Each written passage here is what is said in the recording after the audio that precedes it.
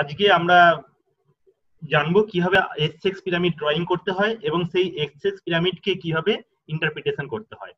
তার আগে বলে দিই, এক্স পিরামিড হচ্ছে পপুলেশন ডেটাকে যখন মেল ফিমেলে ভাগ করে এজ গ্রুপ অনুযায়ী বিভিন্ন এজ গ্রুপে কত পপুলেশন রয়েছে তাদেরকে যখন মেল ফিমেল আলাদা করে যদি অনুভূমিক বারের মাধ্যমে দেখানো হয় তখন সেই চিত্রটাকে বা সেই অনুভূমিক বার চিত্রটাকে বলা হচ্ছে আমার এক্স পিরামিড।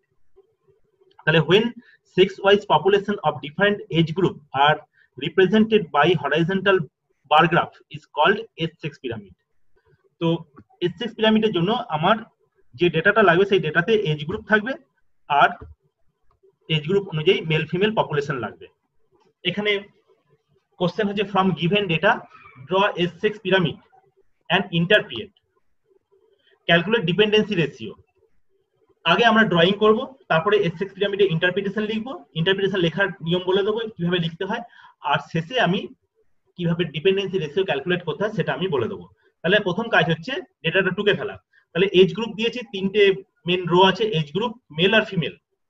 এজ গ্রুপে 0 থেকে 4, 5 থেকে 9, 10 থেকে 14, 15 থেকে 19, 20 থেকে 24, 25 থেকে 29, 30 থেকে 34, 35 থেকে 39, 40 থেকে 44, 35 থেকে 49, 50 থেকে 59, 60 থেকে 64 আর 65 প্লাস।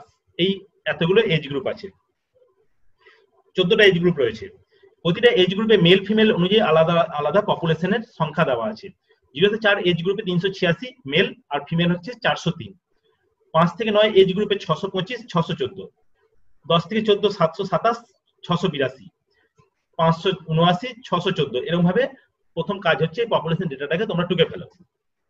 এবার আমরা ক্যালকুলেশনে আসবো, কিভাবে আমরা ক্যালকুলেশন করব। ক্যালকুলেশন করতে গেলে প্রথমে আমাকে ক্যালকুলেশন হেডিং করে আমি স্কেল ধরতে হবে ফার্স্টে। তাহলে জনসংখ্যা অনুযায়ী আমাকে স্কেলটা ধরতে হবে, হাইয়েস্ট পপুলেশন কত আছে।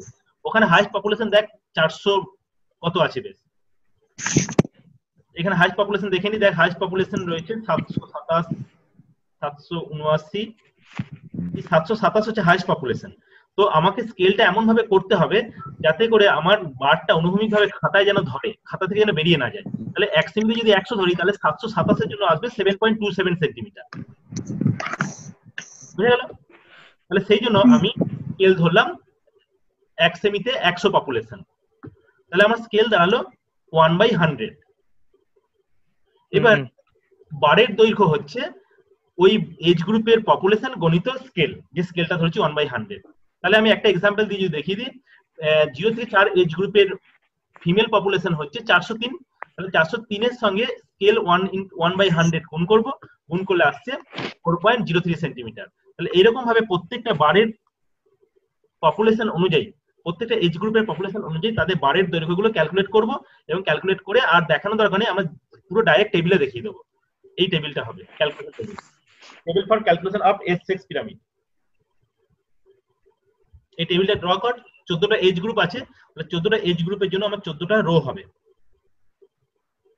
এখানে মেল ফিমেলের পপুলেশনটা লিখবো, এখানে সিলেক্টেড স্কেল লিখবো 1 সেমি টু 100 পপুলেশন।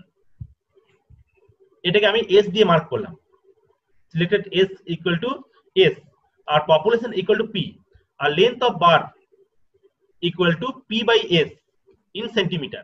এবার আসছে ড্রয়িং। আমরা S6 পিরামিডটাকে কিভাবে অ্যানোটেশন করতে হয় সেটা জানবো এবং তারপরে ইন্টারপ্রিটেশন করব। তো S6 পিরামিড আমরা এরকম ভাবে ড্রয়িং করছি। প্রথমে আমরা এর ফ্রেমটা তৈরি করেছি। ফ্রেমটা তৈরি করার ক্ষেত্রে প্রথমে হরাইজন্টাল আর ভার্টিক্যাল দুটো লাইন টেনে নিয়েছি একে অপরের রাইট অ্যাঙ্গেলে এবং 1 সেন্টিমিটার গ্যাপ দিয়েছি, একটা মেলের জন্য একটা ফিমেলের জন্য। বাঁ দিকে মেল দেখেছি, ডান দিকে ফিমেল দেখেছি।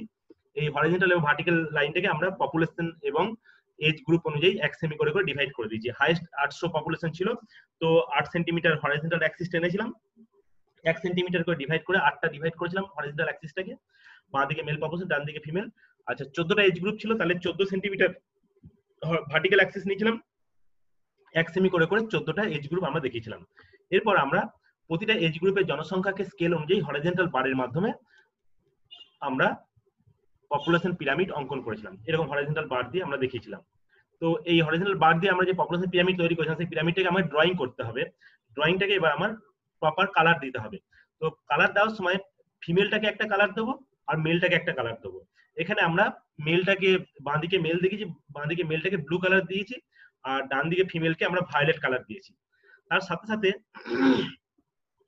ডিপেন্ডেন্ট এবং ইন্ডিপেন্ডেন্ট পপুলেশনকে কালারের মধ্যে আলাদা আলাদা আমরা সেটিং করব, যাতে আমি মেল ফিমেল যেমন আইডেন্টিফাই করতে পারি, সেরকম ভাবে মেল ফিমেল পপুলেশনের মধ্যে কোনটা ডিপেন্ডেন্ট পপুলেশন এবং কোনটা ইন্ডিপেন্ডেন্ট পপুলেশন সেটা আমরা যাতে চিনতে পারি। তো রং অনুযায়ী মেল ফিমেল আলাদা রং করব, আর ডিপেন্ডেন্ট এবং ইন্ডিপেন্ডেন্ট পপুলেশনকে সেই কালারের মধ্যে আমরা সেটিং দিয়ে দেবো। তো সেক্ষেত্রে আমরা কিভাবে সেটিং করবো সেটা আমি দেখিয়ে দিচ্ছি। এখানে আমি একটা অ্যানিমেশন তৈরি করেছি, অ্যানিমেশনের মাধ্যমে দেখাচ্ছি। তো পরপর দেখ সেটিং গুলো হয়ে যাচ্ছে। নিচে 0 থেকে 14 এজ গ্রুপ হচ্ছে একটা চাইল্ড ডিপেন্ডেন্ট পপুলেশন। তো চাইল্ড ডিপেন্ডেন্ট পপুলেশনকে আমরা ড্যাশ চিহ্ন দিয়ে দেখিয়েছি ভিতরে। তাহলে মেল ফিমেল বোথ সাইডকে আমরা ড্যাশ দিয়ে ভরাট করে দিয়েছি, ড্যাশ সাইন দিয়ে। এরপর 15 থেকে 64 এজ গ্রুপ পর্যন্ত হচ্ছে ইন্ডিপেন্ডেন্ট পপুলেশন। ইন্ডিপেন্ডেন্ট পপুলেশনকে আমরা ওই কালারের ভেতরেই, বারের ভেতরেই আমরা প্লাস সাইন ইউজ করেছি। এবার আমরা ইন্ডেক্সে ওটা দেখিয়ে দেবো, 4টে ইন্ডেক্সের জন্য 4টে কালার এবং সিম্বল দিয়ে ইন্ডেক্স তৈরি হবে।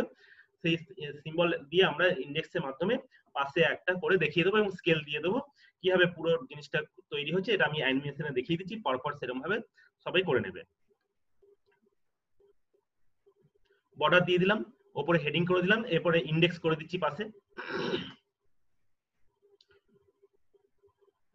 এরকম ভাবে আমার টোটাল কাজটা কমপ্লিট হলো এতক্ষণে। তো এই এসএক্স পিরামিডটাকে কমপ্লিট হওয়ার পর আমরা ইন্টারপ্রিটেশন করব। তো ইন্টারপ্রিটেশন কিভাবে করব তার আগে আমরা এসএক্স পিরামিড যে থিওরিটিক্যাল পার্ট ছিল, পপুলেশন স্ট্রাকচার, সেই পপুলেশন স্ট্রাকচারে এসএক্স পিরামিড সম্পর্কে আমরা এসএক্স পিরামিডের গুরুত্ব পার্টে আমরা আলোচনা করেছি। এসএক্স পিরামিড দিয়ে আমরা কিভাবে কি আইডেন্টিফাই করা যায়। তো সেক্ষেত্রে আমরা এসএক্স পিরামিডের নিয়ে ডিটেলসে আলোচনা করেছি। এখানে আমরা সেই থিওরিটিক্যাল নলেজটাকে আমরা প্র্যাকটিক্যালি অ্যাপ্লাই করব। যে এসএক্স পিরামিডের গুরুত্ব আমরা জেনেছি 14টা পয়েন্ট, কিভাবে আমরা এসএক্স পিরামিডটা কিভাবে কি জানতে পারি, আমাদের ড্রয়িং করা পিরামিডটা থেকে আমরা সেই নলেজকে কাজে লাগিয়ে আমরা ইন্টারপ্রিটেশন করব। তো এসএক্স পিরামিডটাকে আরেক রকম ভাবে ড্রয়িং করা যায়।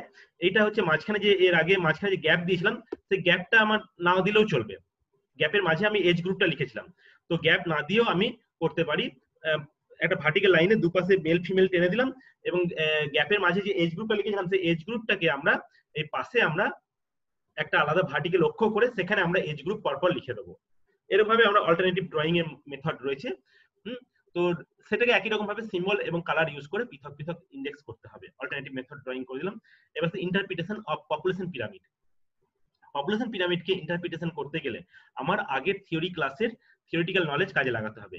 তো এসএক্স পিরামিডকে আমার যে 14টা পয়েন্ট আমি আলোচনা করেছিলাম, যে এসএক্স পিরামিড দেখে আমরা birth rate, family planning, death rate, future change in population growth rate, infant mortality, life expectancy, percent of dependent to economically active, migration, standard of living, baby boom, war, a specific death rate বা a specific disease এবং stages of demographic transition model. এবং 14 নম্বর last point বলেছিলাম যে অঞ্চলের বা যে দেশের population pyramid সেই দেশ বা সেই অঞ্চলটা ডেভেলপ না আনডেভেলপ কন্ডিশনের মধ্যে অবস্থান করছে সেটা আমরা বুঝতে শিখেছিলাম। তো এই 14টা পয়েন্ট আমরা থিওরিটিক্যাল নলেজ অ্যাপ্লাই করে আমরা আজকে পপুলেশন পিরামিড যেটা ড্রয়িং করেছি সেটাকে আমরা ইন্টারপ্রিটেশন করব আগের থিওরি ক্লাসের নলেজকে অ্যাপ্লাই করে।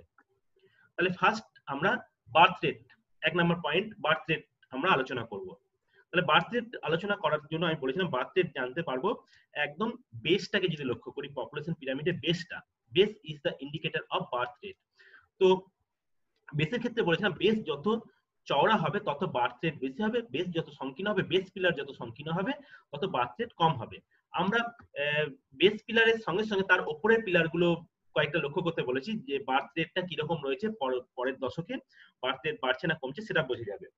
তো সেক্ষেত্রে আমরা যে পপুলেশন পিরামিড ড্রয়িং করেছি সেই পপুলেশন পিরামিডের বেসটা কিন্তু যথেষ্ট চওড়া রয়েছে বেসটা। তো চওড়া থাকার জন্য এবং এর শেপটা ত্রিভুজের মতো হওয়ার জন্য আমরা বলতে পারি যে এই পপুলেশন পিরামিড যে দেশের বা যে অঞ্চলে সেখানে বার্থ রেট অনেক বেশি। তাহলে অঙ্কিত পপুলেশন পিরামিডটি লক্ষ্য করলে দেখা যাচ্ছে যে number 1 birth rate. Birth rate population পিরামিডের বেস বা ভূমি পর্যবেক্ষণ করলে দেখা যাচ্ছে ভূমি যথেষ্ট চওড়া এবং এর আকৃতি ত্রিভুজের মতো, সুতরাং বলা যাচ্ছে যে যে অঞ্চলের বা যে দেশের এই পপুলেশন পিরামিড সেই দেশে বা সেই অঞ্চলে বার্থ রেট অনেক বেশি বা জন্মহার অনেক বেশি।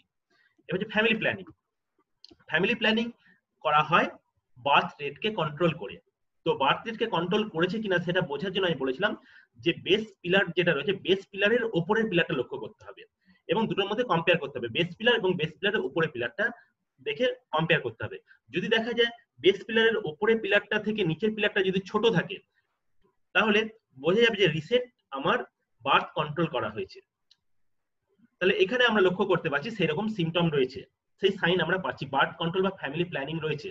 তাহলে উপরের পিলারের থেকে নিচের পিলারটা বা বেস পিলারটা ছোট রয়েছে একটু, তাহলে সেক্ষেত্রে এখানে বার্থ কন্ট্রোল হিসেবে ফ্যামিলি প্ল্যানিং এর প্রয়োগ গভর্নমেন্ট থেকে করা হয়েছে এবং তার নিদর্শন আমরা পপুলেশন পিরামিডে পাচ্ছি। নেক্সট হচ্ছে ডেথ রেট। ডেথ রেট বুঝতে গেলে আমি বলেছিলাম যে পপুলেশন পিরামিডের টপটাকে ফলো করতে হবে এবং পপুলেশন পিরামিডের পাশের দিকে ঢালটা, দুপাশে ঢাল অনুসরণ করতে হবে, দুপাশে ঢালটাকে লক্ষ্য করতে হবে। টপ যত চওড়া হবে, টপ পিলার যত ওয়াইড হবে তত ডেথ রেট কম হবে, টপ পিলার যত ন্যারো হবে তত আমার ডেথ রেট বেশি হবে এবং পাশের ঢাল যত খাড়া হবে, দুপাশে ঢাল যত খাড়া হবে তত ডেথ রেট বেশি হবে, দুপাশে ঢাল যত মৃদু হবে তত ডেথ রেট কম হবে। তো এখানে আমরা যে পিরামিডটা ড্রয়িং করেছি সেই পিরামিডটা দেখার আগে আমি দুটো এক্সাম্পল দিয়েছিলাম যে এখানে ইটালির টপ পিলার যেটা রয়েছে অনেক ওয়াইড আর পাশে একটা আফগানিস্তানের টপ পিলার রয়েছে অনেক ন্যারো। তো সেক্ষেত্রে আমরা দুটোর ক্ষেত্রে বলেছিলাম যে ইটালির ডেথ রেট অনেক কম আর আফগানিস্তানের ডেথ রেট কিন্তু অনেক বেশি। আফগানিস্তানের সাইড দুপাশের স্লোপটাও কিন্তু অনেক স্টিপ স্লোপ। তো আমার অঙ্কিত যে পপুলেশন পিরামিডটা লক্ষ্য করলে দেখা যাচ্ছে যে বেস টপ পিলার কিন্তু অনেক ন্যারো। তাহলে ন্যারো টপ পিলার এবং দুপাশে ঢাল অনেক খাড়া। তাহলে টপ পিলার ন্যারো এবং দুপাশে ঢাল খাড়া হওয়ায় আমরা বলতে পারি যে আমার অঙ্কিত পপুলেশন পিরামিড যে দেশের বা যে অঞ্চলের সেখানে ডেথ রেট কিন্তু অনেক বেশি বা মৃত্যু হার অনেক বেশি। এবার 4 নম্বর পয়েন্ট যেটা ডিসকাস করব সেটা হচ্ছে গুরুত্ব যেটা ইন্টারপ্রিটেশনে দেবো সেটা হচ্ছে future change in population growth rate, অর্থাৎ ভবিষ্যতে জনসংখ্যার গ্রোথ রেটের কি পরিবর্তন হতে পারে। তো সেটা বোঝার জন্য আমার পপুলেশন পিরামিডের শেপটা লক্ষ্য করতে বলেছিলাম। তো পপুলেশন পিরামিডের 4 প্রকার শেপের কথা বলেছি, wide triangle, narrow triangle, rectangle আর গ্লাস শেপ। এই 4 প্রকার শেপ হতে পারে পপুলেশন পিরামিডের। যদি ওয়াইড ট্রায়াঙ্গেল হয় তাহলে বলেছিলাম গ্রোথ রেট হাই হবে, ন্যারো ট্রায়াঙ্গেল হলে স্লো গ্রোথ রেট হবে কিন্তু জনসংখ্যা বাড়বে, ধীরে ধীরে বাড়বে। আর যদি রেক্ট্যাঙ্গুলার শেপ হয় তাহলে রেক্ট্যাঙ্গুলার শেপ যদি হয় তাহলে বলবো গ্রোথ রেট স্টেবল বা জিরো পপুলেশন গ্রোথ রেট। আর গ্লাসের মতো যদি শেপ থাকে তাহলে বলেছিলাম যে জনসংখ্যার বৃদ্ধির হার কিন্তু কম, নেগেটিভ, জনসংখ্যা ধীরে ধীরে হ্রাস পাবে, নেগেটিভ গ্রোথ রেট লক্ষ্য করা যাবে। তো আমরা যে পপুলেশন পিরামিডটা ড্রয়িং করেছি সেই পপুলেশন পিরামিডটা দেখা যাচ্ছে যে ট্রায়াঙ্গেল শেপ রয়েছে। তাহলে ট্রায়াঙ্গেল শেপ থাকার জন্য আমরা বলতে পারি যে এক্ষেত্রে আমার জনসংখ্যা বৃদ্ধির হার কিন্তু অধিক। আবার দ্বিতীয় পয়েন্টে উল্লেখ করতে হবে এই পয়েন্টের সাব পয়েন্ট হিসেবে যে ফ্যামিলি প্ল্যানিং, বার্থ কন্ট্রোল হিসেবে ফ্যামিলি প্ল্যানিং লক্ষ্য করা গেছে। তার ফলে ভবিষ্যতে কিন্তু জনসংখ্যা বৃদ্ধির হার হ্রাস পাবে, ভবিষ্যতে জনসংখ্যা বৃদ্ধির হার কিছুটা হলেও কমবে। ভবিষ্যতে বলতে 20 বছর থেকে 30 বছর পর এই বার্থ কন্ট্রোল যেটা করা হয়েছে, ফ্যামিলি প্ল্যানিং যেটা করা হয়েছে তার ইমপ্লিকেশন আসতে 20 থেকে 30 বছর সময় লাগবে। কারণ এই জনসংখ্যা যখন আবার পুনরায় বার্থ রেটে অংশগ্রহণ করবে বা রিপ্রোডাকশনে যখন অংশগ্রহণ করবে তখন কিন্তু পপুলেশন কমবে, নচেত এখন এর এফেক্ট পাওয়া যাবে না। তাহলে ভবিষ্যতে এই পপুলেশন পিরামিডে বুঝতে বর্তমানে পপুলেশন গ্রোথ হাই, কিন্তু ভবিষ্যতে ফ্যামিলি প্ল্যানিং করার জন্য ভবিষ্যতে জনসংখ্যা বৃদ্ধির হার কমবে। নেক্সট আসি infant mortality rate. Infant mortality rate আমি বলেছিলাম বেস পিলার এবং বেস পিলারের উপরে পিলারটা লক্ষ্য করতে এবং দুটোর মধ্যে কম্পেয়ার করতে। বেস পিলার চওড়া, তার উপরে পিলারটা যদি শর্ট হয়ে যায় তখন আমি বলেছিলাম যে জনসংখ্যা যে পরিমাণ শিশু জন্মগ্রহণ করছে সেই পরিমাণ শিশু কিন্তু বেঁচে থাকছে না, অর্থাৎ ইনফ্যান্ট মর্টালিটি রেট রয়েছে হাই। আমরা যে পপুলেশন পিরামিডটা অঙ্কন করেছি, আচ্ছা দুটো পিলারই যদি সমান থাকে তাহলে বলবো সেখানে ইনফ্যান্ট মর্টালিটি রেট নেই বা খুব কম। তাহলে আমাদের ক্ষেত্রে যে পপুলেশন পিরামিডটা অঙ্কন করছি সেক্ষেত্রে দেখা যাচ্ছে যে ইনফ্যান্ট মর্টালিটি রেটের কোনো সাইন নেই এখানে, অর্থাৎ বেস পিলারের থেকে উপরের পিলারগুলো ধীরে ধীরে বড় হয়েছে। তাহলে সেক্ষেত্রে যা শিশু জন্মাচ্ছে সব শিশুগুলোই সার্ভাইভ করছে। তাহলে there is no sign of infant mortality rate, বা এখানে পপুলেশন পিরামিডটি অঙ্কিত পপুলেশন পিরামিডটি লক্ষ্য করলে দেখা যাচ্ছে যে এখানে শিশু মৃত্যুর কোনো সাইন বা চিহ্ন নেই। এবারে আসছে 6 নম্বর পয়েন্ট যেটা উল্লেখ করতে হবে, লাইফ এক্সপেক্টেন্সি। লাইফ এক্সপেক্টেন্সি বোঝার জন্য আমি বলেছিলাম যে পপুলেশন পিরামিডে হাইটটাকে লক্ষ্য করতে বলেছিলাম। তো height is the indicator of life expectancy. Greater height equal to longer life expectancy and lesser height equal to shorter life expectancy. তাহলে আমরা যে পপুলেশন পিরামিডটা অঙ্কন করেছি সেই পপুলেশন পিরামিডে হাইট খুব একটা বেশি নেই, অ্যাভারেজ হাইট রয়েছে, অ্যাভারেজ হাইট, এবং খুব দ্রুত হায়ার এজ গ্রুপে জনসংখ্যা খুব দ্রুত হ্রাস পাচ্ছে। 60 থেকে 64 এজ গ্রুপে গিয়ে জনসংখ্যা পপুলেশন পিরামিড গুলো একদম ন্যারো হয়ে গেছে। তার ফলে দেখা যাচ্ছে পপুলেশন পিরামিড খুব বেশি হাইট কিন্তু উঠতে পারেনি। এর থেকে বোঝা যাচ্ছে যে এখানে লাইফ এক্সপেক্টেন্সি খুব কম। লাইফ এক্সপেক্টেন্সি কম থাকার জন্য এই পপুলেশন পিরামিডের হাইট বেশি হতে পারেনি। যদি এটা আরো 100 এজ গ্রুপ পর্যন্ত অনেক ওয়াইডলি পপুলেশন পিরামিডটা অনেক ওয়াইড হতো তাহলে বলতাম যে পপুলেশন পিরামিড দেখে লক্ষ্য করা যাচ্ছে যে এখানে আমার লাইফ এক্সপেক্টেন্সি বেশি, কিন্তু আমার সেটা নেই। এখানে উল্টোটা লক্ষ্য করতে পারছি, পপুলেশন পিরামিডের হাইট কম। তো এই হাইট দেখে এবং পপুলেশন পিরামিডের টপের যে বারগুলো ন্যারো হয়ে গেছে, ন্যারো হয়ে যাওয়ার কারণে এখানে এজিং পপুলেশনের সংখ্যা কম, অর্থাৎ বৃদ্ধে উপনীত মানুষের সংখ্যা কম। এর থেকে বোঝা যাচ্ছে যে এখানে লাইফ এক্সপেক্টেন্সি খুবই কম। এবারে percent of dependent to economically active population, এটা একটা গুরুত্বপূর্ণ ইন্ডিকেটর যেটা আমরা পপুলেশন পিরামিড থেকে বুঝতে পাই। তাহলে পার্সেন্ট অফ ডিপেন্ডেন্ট পপুলেশন বুঝতে গেলে আমাকে প্রত্যেকটা এজ গ্রুপ, বিশেষ করে 0 থেকে 14 এজ গ্রুপ এবং 65 এজ গ্রুপের জনসংখ্যাকে বলা ডিপেন্ডেন্ট পপুলেশন। একটা 0 থেকে 14 এজ গ্রুপ হচ্ছে চাইল্ড ডিপেন্ডেন্ট পপুলেশন, আর 65 প্লাস যে পপুলেশন সেটা হচ্ছে এল্ডার ডিপেন্ডেন্ট পপুলেশন। মাঝের যে 15 থেকে 64 বছরের যে এজ গ্রুপের জনসংখ্যা সেটাকে বলা হচ্ছে অ্যাক্টিভ পপুলেশন। তো ডিপেন্ডেন্ট পপুলেশন বা ইনঅ্যাক্টিভ পপুলেশনের সাথে অ্যাক্টিভ পপুলেশনের অনুপাতকে শতাংশে প্রকাশ করব। তাহলে আমার এখানে ফর্মুলাটা হচ্ছে percent of 0 to 15 population plus percentage of population of 65 plus population divided by percentage of working age population into 100। তো আমার এখানে ডেটাটা দেখতে পাচ্ছি 0 থেকে 14 এজ গ্রুপ পর্যন্ত মেল পপুলেশন এবং ফিমেল পপুলেশনকে অ্যাড করব, এবং 65 এজ গ্রুপের মেল এবং ফিমেল পপুলেশনকে আমরা এখানে অ্যাড করব। এই দুটো পপুলেশনকে অ্যাড করে আমরা এক্ষেত্রে ডিপেন্ডেন্সি রেশিওটা নির্ণয় করব। ঠিক আছে, তো সেক্ষেত্রে আমার যদি দেখি ডিপেন্ডেন্সি রেশিও, তাহলে 0 to 14 এজ গ্রুপের মধ্যে মেল ফিমেল রয়েছে 386 plus 625 plus 727 plus 403 plus 614 plus 682। 0 থেকে 14 চাইল্ড ডিপেন্ডেন্সি বেরিয়ে গেল। আর এল্ডার ডিপেন্ডেন্সি হচ্ছে 65 প্লাস এজ গ্রুপে রয়েছে 40 জন মেল 50 জন ফিমেল, ডিভাইডেড বাই 15 থেকে 64 এজ গ্রুপে বোথ মেল এবং ফিমেলকে অ্যাড করতে হবে। 579 plus 681 plus 426 plus 397 plus 255 plus 130 plus 51 plus 91 plus 40 plus 30 plus 614 plus 728 plus 421 plus 347 plus 193 plus 91 plus 46 plus 51 plus 55 plus 35।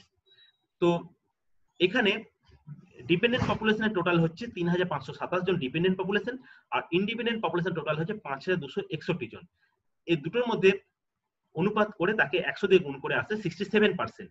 তাহলে এইটাকে আমার পপুলেশন পিরামিডের ব্যাখ্যা হিসেবে কাজে লাগাতে পারি যে 100 যদি হয়, 100 হলে ব্যালেন্স বলতে পারি। 100 এর বেশি যদি ডিপেন্ডেন্সি হয়ে যায় তাহলে বলবো ডিপেন্ডেন্ট পপুলেশন নেগেটিভ, আর 100 এর কম যদি থাকে তাহলে বলতে পারি ডিপেন্ডেন্সির চাপ কম ইন্ডিপেন্ডেন্ট পপুলেশনের উপর বা অ্যাক্টিভ পপুলেশনের উপর বা ওয়ার্কিং পপুলেশনের উপর ইনঅ্যাক্টিভ পপুলেশনের চাপ কম রয়েছে। লো ডিপেন্ডেন্সি রেশিও আমরা পেয়েছি, এখান থেকে বলতে পারি less pressure of dependent population on independent population.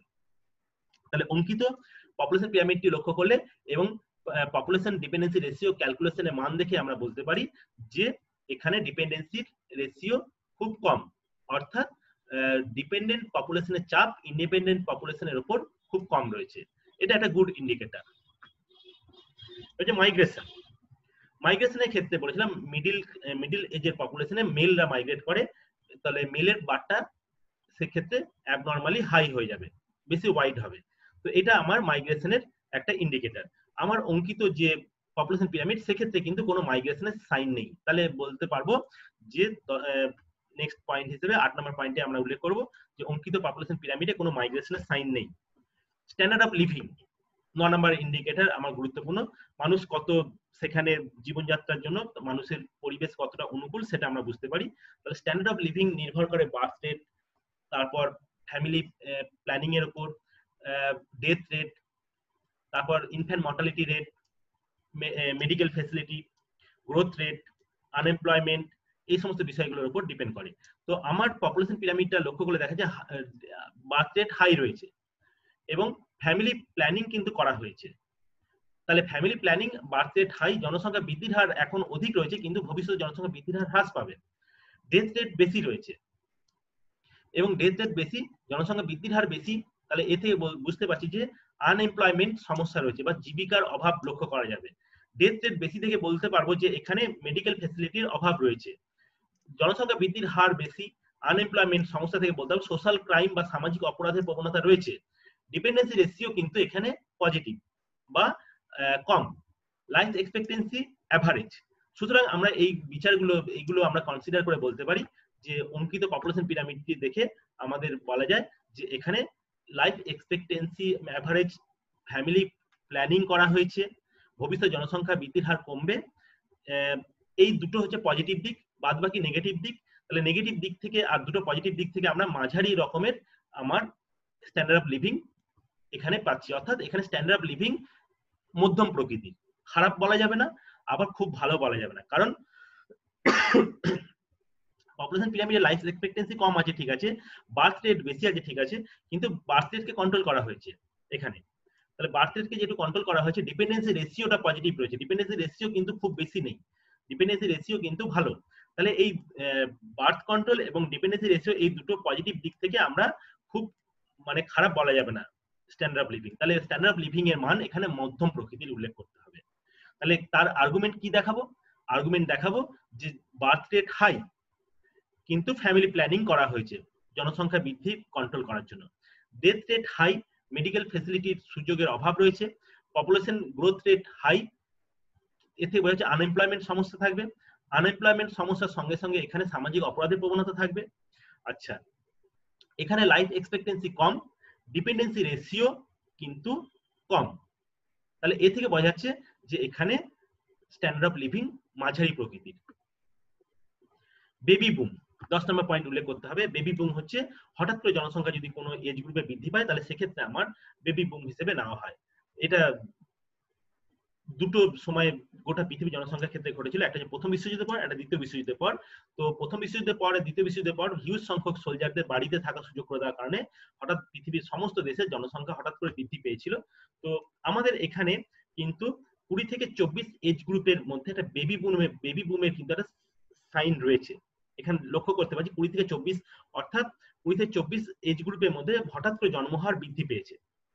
তাহলে এখানে আমার এটা যদি আজকের ডেটে অর্থাৎ 2020 সালের এটা পপুলেশন পিরামিড হয়, তাহলে আজ থেকে 20 বছর আগে ধরে নিই 2000 সালে, তাহলে 2000 সালে আমার এখানে বেবি বুম হয়েছে। তাহলে কিন্তু এখানে পপুলেশন পিরামিডে কত সালের সেটা উল্লেখ নেই। তাহলে অজ্ঞাত সালের যদি হয় তাহলে বলতে হবে আজ থেকে 20 বছর আগে জন্মহার হঠাৎ করে বৃদ্ধি পাওয়ায়, তুলনামূলকভাবে হঠাৎ বৃদ্ধি পায়, সামান্য বেবি বুম ঘটেছে। তাহলে বেবি বুমের এখানে সিম্বল আমরা পেয়েছি, বেবি বুমের সাইন এখানে রয়েছে 20 থেকে 24 বছর আগে, অর্থাৎ 20 বছর আগে এখানে বেবি বুম ঘটেছে। ওয়ার বলেছিলাম যে পপুলেশন পিরামিড যেমনই দেখতে হোক না কেন মাঝ বয়সী এজ গ্রুপের মধ্যে মেল সাইডের দিকে অ্যাপেল বাইটের মতো একটা সাইন আমরা পাবো, অ্যাপেল বাইট সাইন। তাহলে এখানে আমার পপুলেশন পিরামিডের মধ্যে সেরকম কোনো সাইন নেই। সুতরাং আমরা বলতে পারি যে এটা যে সময়ের বা যে দেশের বা যে অঞ্চলে পপুলেশন পিরামিড সেখানে কোনো ওয়ার বা দাঙ্গা জাতীয় কোনো পলিটিক্যাল ঘটনা ঘটেনি। স্পেসিফিক ডিজিজের ক্ষেত্রে বলেছিলাম মাঝ বয়সী মেল ফিমেল দুজনের ক্ষেত্রে কিন্তু বাইটের সাইন থাকবে। তাহলে এখানে আমার যে পপুলেশন পিরামিডটা অঙ্কন করেছি সেক্ষেত্রে কোনো স্পেসিফিক বা জেন্ডার স্পেসিফিক কোনো মহামারীর চিহ্ন আমরা পাচ্ছি না। এবার stage of demographic transition model. Stage of demographic transition মডেলের ক্ষেত্রে আমার ফার্স্ট স্টেজে থাকবে হোয়াইট ট্রায়াঙ্গেল, সেকেন্ড স্টেজে হবে ন্যারো ট্রায়াঙ্গেল, থার্ড স্টেজে হবে আমার কিছুটা হলো ট্রায়াঙ্গেল হলো আমার বার্থ কন্ট্রোল করা হবে। বার্থ কন্ট্রোল করার ফলে নিচের বেসটা তুলনামূলকভাবে সংকীর্ণ হবে।